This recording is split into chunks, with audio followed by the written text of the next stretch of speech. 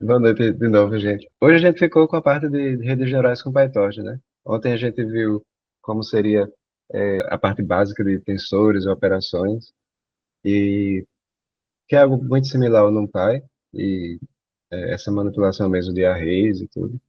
A gente viu também que a diferença é mais a questão de paralelização, GPUs, vários núcleos. Então, isso aqui faz ser um tensor. E hoje a gente vai ver realmente as redes neurais, como é que o que a gente fez ontem se aplica na construção de modelos. E também, principalmente, aquela questão dos gráficos computacionais, como é que a gente estrutura isso de uma forma que dê para treinar de forma fácil modelos complexos. Então, recapitulando aqui, tensores a gente viu que são essas estruturas de dados generalizadas, representam dados em múltiplas dimensões, desde escalares, como vetores, que são de ordem 1, matriz de ordem 2 e outra de ordem superior. A ordem do tensor é justamente as dimensões dele. É semelhante, não tão semelhante, mas já para fazer algumas analogias com os tensores da física, da matemática. Então tá, eu vou mostrar aqui um exemplo de, de um treinamento de alguns modelos. Hoje vai ser bem rápido. É o treinamento de alguns modelos com esse dataset MNIST.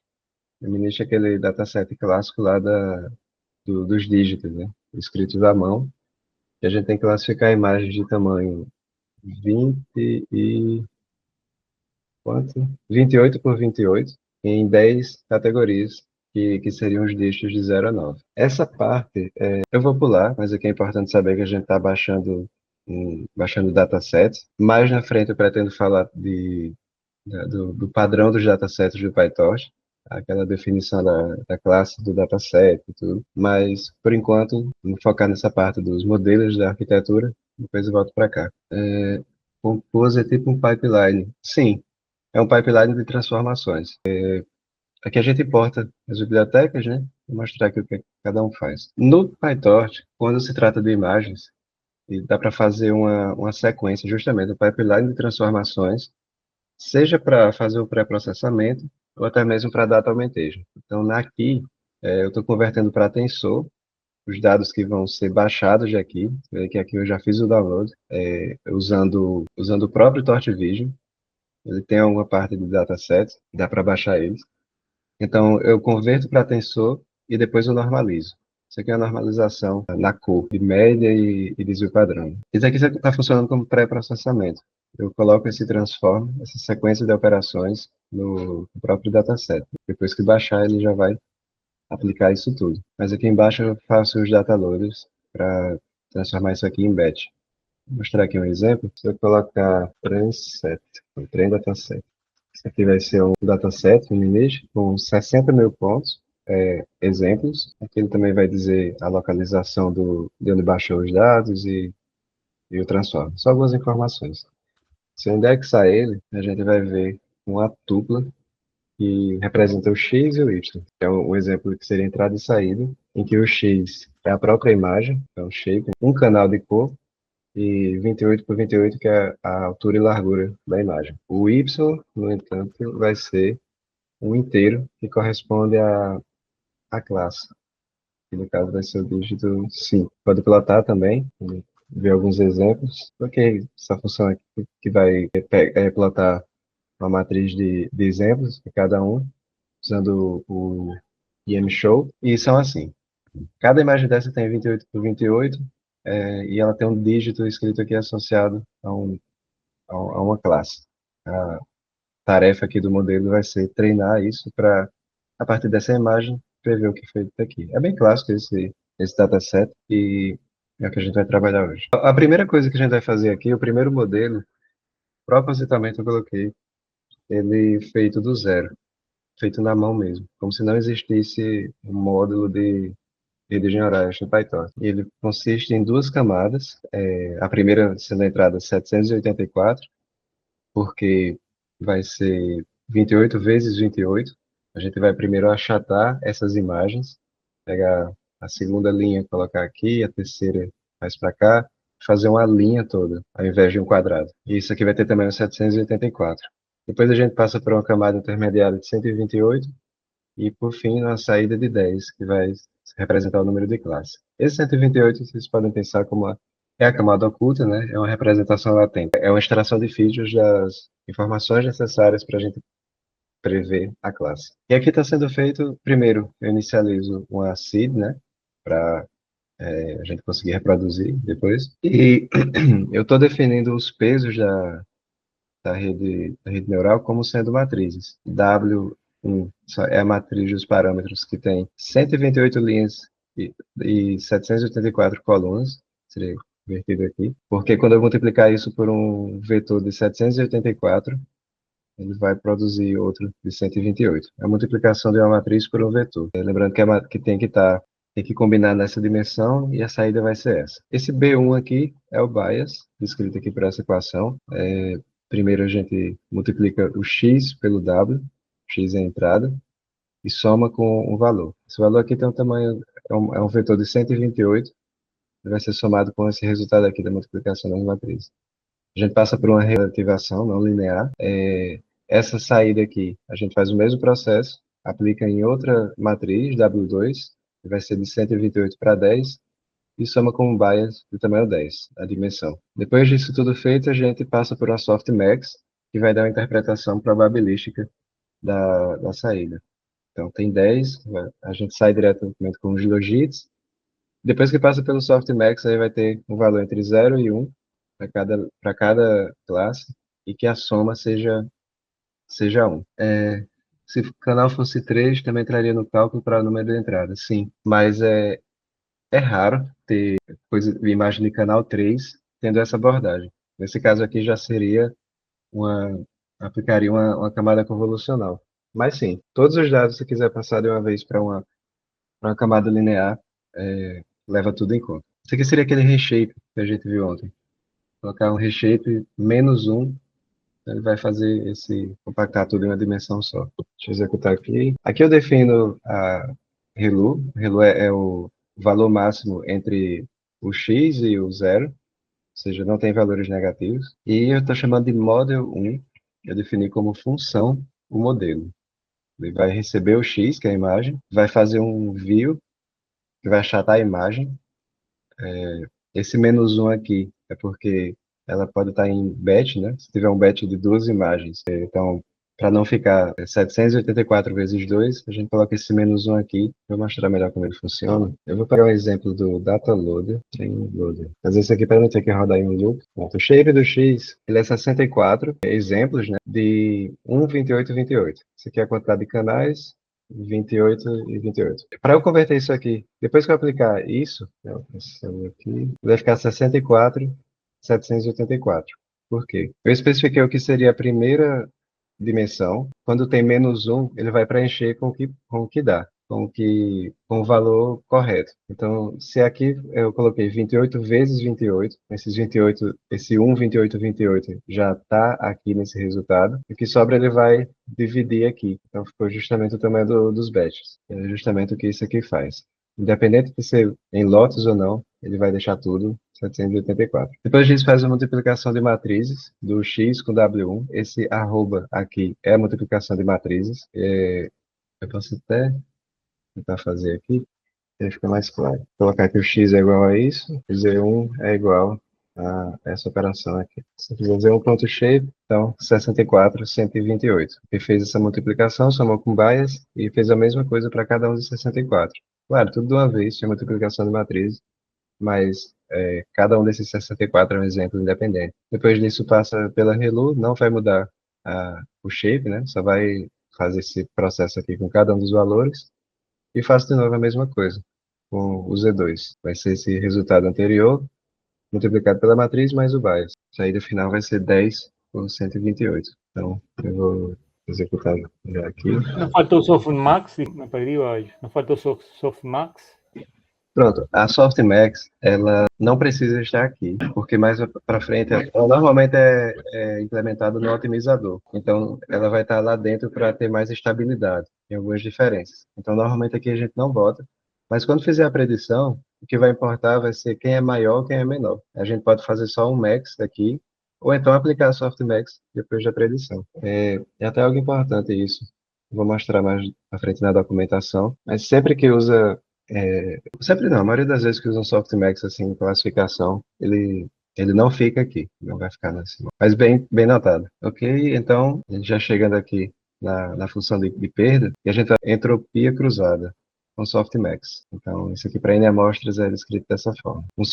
Menos 1 sobre n, e o somatório de 1 até n, onde n é a quantidade de amostras do log da distribuição do P verdadeiro. Então, é a probabilidade prevista para a classe correta dessa amostra I. Então, a gente vai passar tudo pela softmax, vai obter o P da classe que foi prevista e aplicar dessa forma aqui. As classes falsas, né, vai virar zero. Então, pode sumir dessa equação. Só um detalhe, logaritmo, ele tem um objetivo matemático, né, de estar aqui. É porque aqui a gente, como se trata de entropia cruzada, seria a gente medir a entropia de uma distribuição com a distribuição de outra. Então, nesse caso, a gente faria da predição com os valores de target reais. Toda a interpretação é estatística. Mas também, o logaritmo é muito estável. A função que está aqui dentro ele for crescente, o logaritmo vai ser crescente, se for decrescente, vai ser decrescente. E faz com que não exploda para valores muito altos ou não desapareça para valores muito baixos. Então, é bem comum em funções de custo ter um logaritmo no meio, mas a título de informação. Então, aqui a gente define quem vai ser o nosso loss. Vai ser justamente softmax, por exemplo, vai receber os logits, veja, não recebe as probabilidades, são os logits e as labels. O que eu faço com esses logits? Eu transformo eles na softmax. Tudo isso é feito aqui dentro. Depois, log softmax, pego as probabilidades corretas e defino a média desses logs aqui e o valor negativo, que é o que a gente quer minimizar. Né? É basicamente essa equação aplicada aqui. Executar, e aqui eu vou treinar o modelo. Ou melhor, eu vou definir uma função para treinar o modelo. Essa biblioteca TQDM é a que vai mostrar aquela barrinha enchendo, a barra de progresso. Eu gosto de usar ela na parte do batch, que a gente consegue ver o progresso de cada época. Mas para ter uma noção de tempo. Essa função aqui ela vai receber o loader, esse é o data loader que vai ser treinado, de treinamento, o dataset para pegar algumas informações aqui de tamanho para poder medir a acurácia corretamente, o modelo que vai estar sendo treinado, o otimizador desse modelo, a função de custo e o número de épocas. Então, para cada uma dessas épocas, eu vou passar por todos os batches, pegar os logits dele, calcular a loss, porque eu sei as imagens e as classes que são reais, então eu consigo calcular a loss aqui. Aqui eu vou somando para cada batch, por cada época, mas para ter uma ideia final do progresso. Aqui eu pego as predições, vejam que em nenhum momento aqui eu estou fazendo softmax. Softmax é feito aqui dentro, mas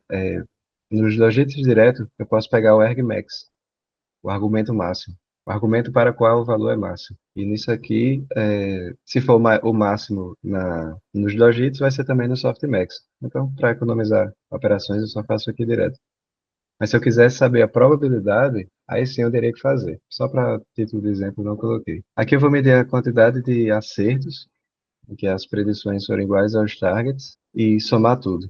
Isso aqui vai ser uma matriz booleana, né? Se eu aplicar a soma, ele vai considerar o verdadeiro como 1. E depois eu pego o item para tirar de um tensor. Aí eu zero o gradiente. Aqueles gradientes que a gente viu ontem, eles ficam acumulados. Se você passar uma operação duas vezes, ele vai acumulando os gradientes duas vezes. Então a gente tem que ir zerando para naquele grafo, sempre que a gente passar alguma coisa nova, refazer esses cálculos, né, sem influência do passo anterior. O backward, que a gente viu também ontem, é o backpropagation, vai dar para a gente os gradientes em cada parte que precisa, do erro em relação a cada um dos pesos que tem o requires grad to, e faz um passo no otimizador. Isso aqui é onde otimiza os pesos, é onde vai fazer o gradiente descendente, por exemplo, ou outro otimizador. Aqui a gente pega a loss média, é dividido pelo tamanho do badge, e mede a acurácia, também os valores corretos dividido por todo o dataset de treinamento. E faz um print para saber o que está acontecendo a cada época. Já tem um spoiler aqui, né? Mas aqui a gente instancia o otimizador, vai ser o gradient descend mesmo. Essa aqui já é a função do PyTorch, né? Acho que não faria muito sentido aqui eu implementar do zero, mas ele vai receber uma lista de parâmetros. ele vai entender que é isso aqui que ele está querendo otimizar. Esse aqui foi o que a gente definiu antes, né? Que é a matriz, os bias, e um learning rate de 0,1. A gente chama essa função train model com tudo isso que a gente fez, com o model 1 e esse optimizer aqui, que é a função de custo. Já vai aumentando a acurácia, né? Começou em 59%, já está em 78%, e só otimizando isso aqui. Realmente é do zero. Chegou nos 80, acredito que não chegue nos 90. Tudo isso aqui é feito mesmo só para dar exemplo, então não está otimizado e tem muita coisa por trás que poderia ser melhorada, né? A inicialização dos parâmetros, vocês veem que aqui eu estou inicializando com uma distribuição normal. Tem métodos melhores para isso, mas a gente já nota aqui uma convergência. Vou esperar essa época. Pronto, parou nos 83% de acurácia. A gente viu que baixou o alloys e aumentou a acurácia.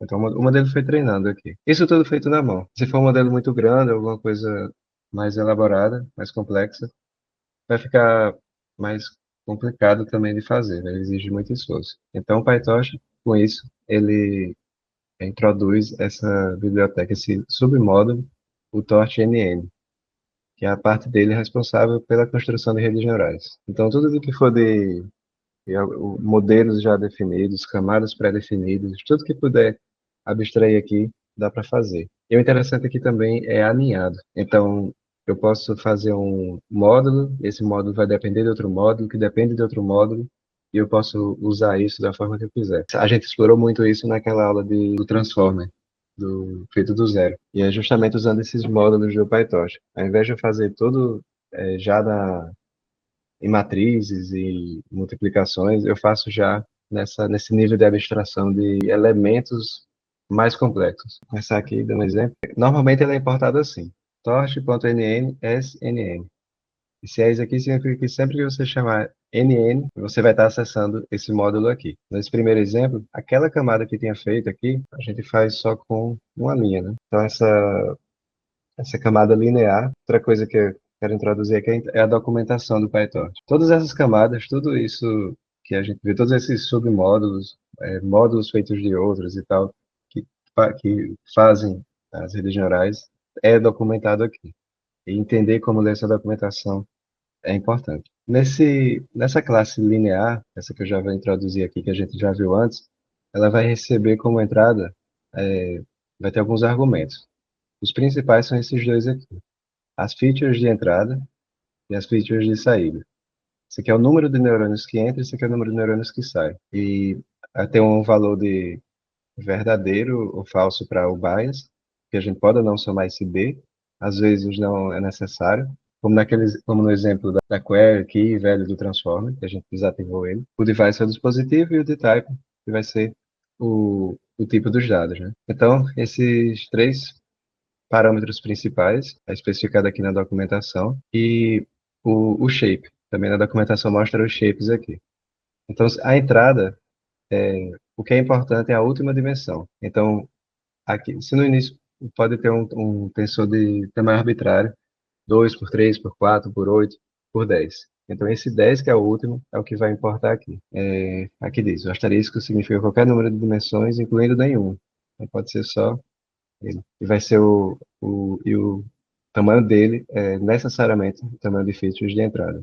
Mesma coisa para a saída. A dimensão que existia aqui, a quantidade de dimensões, uma, múltiplas ou nenhuma, vai ser essa mesma daqui, onde H out vai ser o número de features de saída. Existem algumas variáveis dentro desse módulo, que são os pesos, que ele mostra, né, que é os pesos que vão ser aprendidos. Tem learnable aqui, significa que o requires grade está verdadeiro e vai funcionar como parâmetro dessa rede. E o shape desse aqui vai ser justamente out features e in features. Isso aqui é uma matriz, seria aquela matriz lá, a W, né? Então os valores são inicializados seguindo essa distribuição isso aqui é o normal, se não me engano, e vai de menos raiz de K até raiz de K, onde K vai ser chama de fan in, né? Um sobre o número de features. Mas também tem essa inicialização, e aqui mostra um exemplo.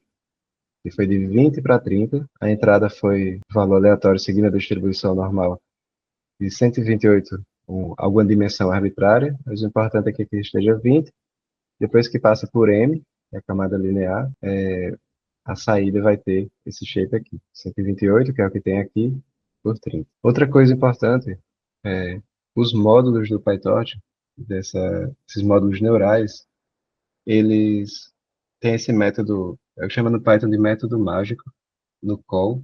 Então, se você tratar ele como uma função, esse aqui é uma instância de uma classe. Isso aqui não é uma função, é uma instância. Então, mas se você chamar como se fosse uma função, esse M aqui, eu estou chamando ele direto na entrada, aí ele vai passar pela forward. A gente vai ver isso mais na frente, mas basicamente é isso. Nesse exemplo aqui, a camada linear, eu instanciei aqui, nm linea, vai ser a entrada de 4 e a saída de 3. 4 neurônios de entrada, 3 de saída. Para produzir um exemplo, coloquei, inicializei um valor aleatório nesse shape, 1 e 4, seria um batch size, aqui o tamanho da entrada. Passei pela camada linear e no que tem de saída, a gente vê que a entrada foi esses 4 aqui, a saída foi de tamanho 3, tem um gradiente aqui ativado, né? Som de gradiente. E os pesos do modelo a gente acessa com esse ponto weight. E o bias, o ponto bias. Esse é justamente aquela matriz 3 por 4. E aqui o bias de tamanho 3. É bem simples e abstrai bastante aquela ideia que a gente estava vendo, como faz na mão. Mas isso aqui é só uma camada. É interessante, às vezes, a gente construir modelos mais complexos que tenham várias delas. Uma das formas de fazer isso é empilhar, simplesmente empilhar várias operações seguidas, como se fosse um pipeline. E a gente faz isso através desse outro módulo aqui do PyTorch, que é o NN Sequential. Então, ele vai receber como entrada várias instâncias de outros módulos e vai executar tudo isso de forma sequencial. Nesse caso aqui, esse linha 43 passa por uma camada de ativação ReLU. Vocês vejam que ReLU também pode ser tratado como módulo da PNN, a função de ativação, mesmo não tendo nenhum parâmetro treinável aqui dentro, e depois por uma linear, de 3 para 2. Então a saída a gente espera que seja, que entre 4, né?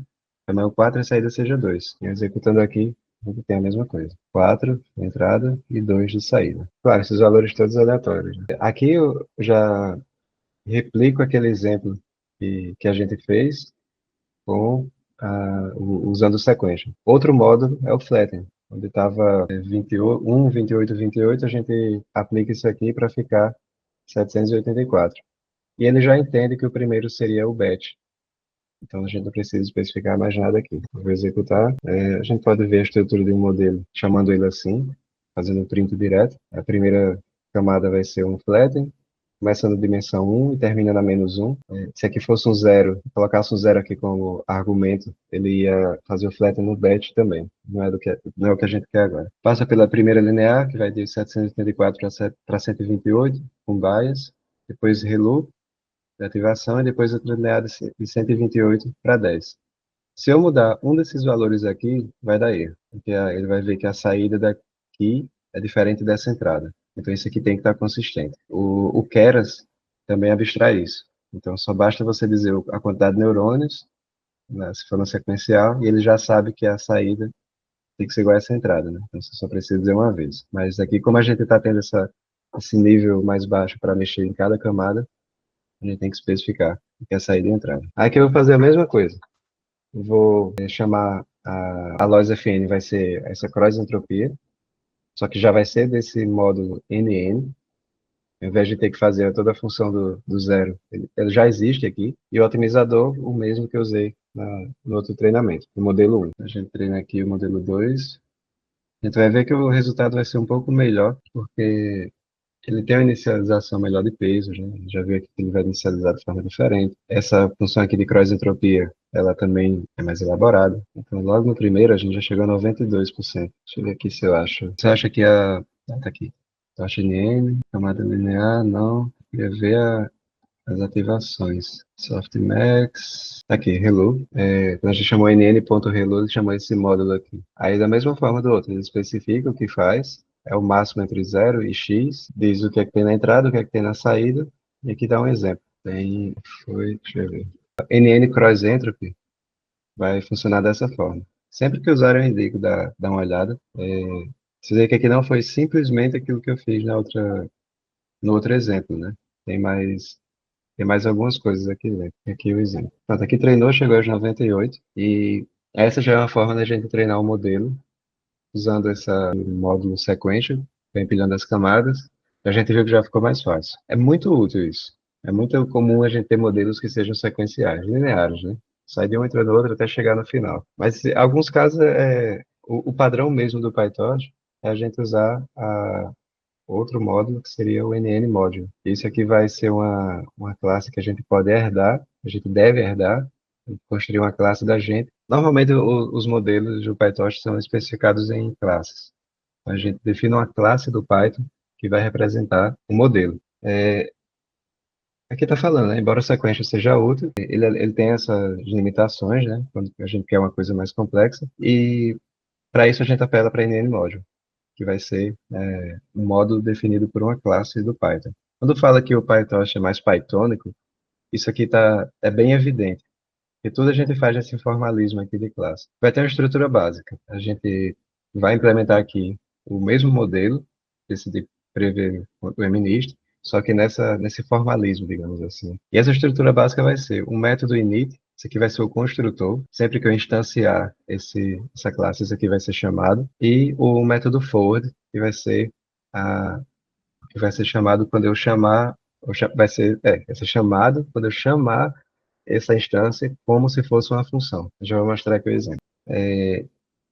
No construtor, que é esse init, a primeira coisa que tem que fazer, primeiro, estou definindo a classe que vai herdar disso aqui. Isso é importante. A primeira coisa que eu faço dentro do construtor é chamar essa classe daqui, né, o super, e o init dela. Existem algumas coisas importantes da inicialização daqui que tem que estar aqui. Então, por isso eu estou chamando esse init. Normalmente, mas por padrões da comunidade e tudo, no construtor é inicializado as camadas. Tudo que for treinável, que tiver parâmetros treináveis, é inicializado aqui no construtor. Então, eu estou colocando FC1, que é a Fully Connected 1, que vai ser aquela linear, a ReLU, e FC2, que vai ser também a linear para a saída. Eu não estou dando nenhuma noção aqui do que é primeiro, o que é depois, o modelo não sabe até aqui, e isso vai ser especificado na forward. Na forward já eu faço o fluxo dos dados, onde vai entrar o X e eu vou transformando ele até chegar na saída. Então, primeiro eu faço esse view aqui, vai fazer o flatten, passo pela primeira camada, passo pela ReLU e passo pela UDEM. Vocês veem que é o X que está sendo alterado, né? X é igual a alguma operação com X. Aqui ele já está diferente. Aí eu vou mudar ele, chamando a primeira camada, nele mesmo. Ele vai mudando até chegar no final. Deixa eu fazer um exemplo. Aqui eu vou instanciar. Se eu colocar um print aqui, construtor, ele vai ser mostrado aqui. No ato da instância que isso aqui vai ser chamado. Outra coisa, deixa eu executar primeiro. Eu acho que eu ainda tenho o X e o Y daquele batch, né? Se eu chamar model 3 no X, pegar o shape aqui da saída, vai ser 64 por 10. Vai ser 10 geradores na última camada. A gente pode até fazer um debug aqui e mostrar o shape do X a cada passo, para ver o que está acontecendo. Vou colocar aqui bread. Então, ele chamou a forward. Nota que eu não fiz isso, podia ter feito também, mas ele já entende que se eu fizer isso, ele vai chamar essa forward. Por baixo do pano seria aquele método mágico que é call. Então, se eu fizesse isso aqui, sempre que eu chamasse a instância como se fosse uma função, ele vai executar o que está aqui. Aí, dentro desse NN Module, internamente, em algum momento, ele vai chamar o self-forward. Então, é por isso que funciona dessa forma. Só mais título de informação. Quando eu executei aqui, eu chamei todos esses prints. Primeiro vai ser o X, logo quando ele entra, 64, 1, 28, 28. Passa pelo view, aí ele vai ser achatado, mas mantendo a dimensão do batch, 784. Passou pela primeira camada, 128. Passou pela ReLU, não mudou, foi 128. Passou pela última camada, ficou 10. Então, esse aqui seria os shapes de cada entrada, de cada passo da forward, ok? Fazer aqui a mesma coisa, fazer o treinamento, mostrar aqui como fica a saída. Deixa eu ver se eu usei mais alguma coisa aqui. Mas assim, aqui vocês vão encontrar a documentação de todos esses módulos, quer dizer, não todos, porque alguns mais complexos têm achar em outros campos, como por exemplo o do Transformer. Aquele Transformer, tudo que a gente fez, ele é implementado nessa NN. Então tem o NN.transformer encoder, encoder layer, decoder, o Transformer completo. Tudo isso vai ter aqui. Normalmente quando sai um paper que fica famoso e muita gente usa, aí aparece logo lá no esse módulo NN. Se alguém tiver algum comentário, alguma dúvida, eu sei que a gente já está convergindo bem, esperar treinar. Alguém levantou a mão, pode falar. Silvan, eu fiquei só com uma dúvida. Você está escutando bem? Tô sim. Fiquei só com uma duvidazinha na parte do quando você vai. Acho que é na inicialização que você põe lá que a saída vai ser de 10. Ele vai dar aí uma porcentagem para predição do número? Nesse modelo aqui, executando diretamente, a saída vão ser logits. Não vai ser porcentagem ainda. Tá. Logits é o que seria anterior à porcentagem, a probabilidade. Depois daqui, internamente, nessa função de custo, vai ser aplicada a softmax. Isso é uma função de ativação aqui, que de fato teria essa interpretação probabilística. Quando a gente executa, chega a 98%. Aqui o modelo já está treinado, né? Vou mostrar aqui. Quando a gente executa isso no X, ou melhor, eu vou pegar um exemplo aqui, o dataset, que vai ficar mais claro. Vou pegar esse aqui, do conjunto de teste. Vou colocar xy igual o item 0 daqui. Eu vou colocar um x, shape e o y, para a gente ter... Pronto, aqui tem a imagem de 1, 28, 28, e o dígito é 7. A gente pode até plotar, aí já apareceu. X squeeze, que vai tirar esse 1 aqui. É um 7. A gente não pode mandar direto para o modelo, né? Por causa do... Tá faltando o batch aqui. A gente pode fazer um unsqueeze. Eu já vou mostrar como é que fica essa interpretação probabilística. Vou colocar pred, igual model 3, x, unsqueeze 0. Unsqueeze é para dar esse um adicional aqui, que seria o batch. O prédio da gente vai ser assim. Vocês veem que tem valores negativos, valores baixos aqui, mas na posição 7 ele está mais alto. Isso aqui não é uma probabilidade. Mas se eu fizer um argmax, ele vai retornar um 7. Não é probabilidade, mas eu sei que se for o valor máximo daqui também vai ser o valor máximo do softmax. Então, se eu aplicar um softmax aqui, a dimensão 1, ele vai retornar já valores probabilísticos, que são valores bem próximos de zero, elevado a menos 6, menos 7, mas esse daqui, ele está 0,99, alguma coisa, está quase 100%. Então, essas aqui são as probabilidades. Se eu quiser, por exemplo, mostrar para um usuário na saída do sistema algo assim, a probabilidade eu teria que passar pela softmax, mas é aquilo, né? Se eu quiser só saber o preço de saída, eu vou fazer pred.argmax, e aí vai ser o 7. Ok, alguém tem alguma dúvida em relação a isso? Principalmente essa parte de construção de modelos aqui com as classes. Ô Silva, tem uma pergunta. Quando você constrói o seu modelo, ele inicializa os pesos já? Sim, ele tem quando você chama, na verdade, essas camadas aqui, no ato da instância dela, ele já vai inicializando. A inicializa aleatório ou você pode dizer também se você quer alguma outra inicialização? Ele inicializa, lembrei, é de acordo com essa distribuição uniforme aqui. Ah, tá. Mas eu posso inicializar também da forma que eu quiser. Eu posso iterar pelos parâmetros, apelar aqui para o... pronto. Eu posso chamar outra forma de inicializar, uma dessas mais conhecidas é essa Xavier aqui. E é outra forma diferente da distribuição uniforme. Porque, por default, é a distribuição uniforme que vai de menos raiz de K até K para a camada linear. Cada um desses aqui vai ter uma inicialização própria, mas por default. Mas eu posso ver um que seja mais apropriado para o que eu esteja treinando. Ah, legal, obrigado. Tranquilo.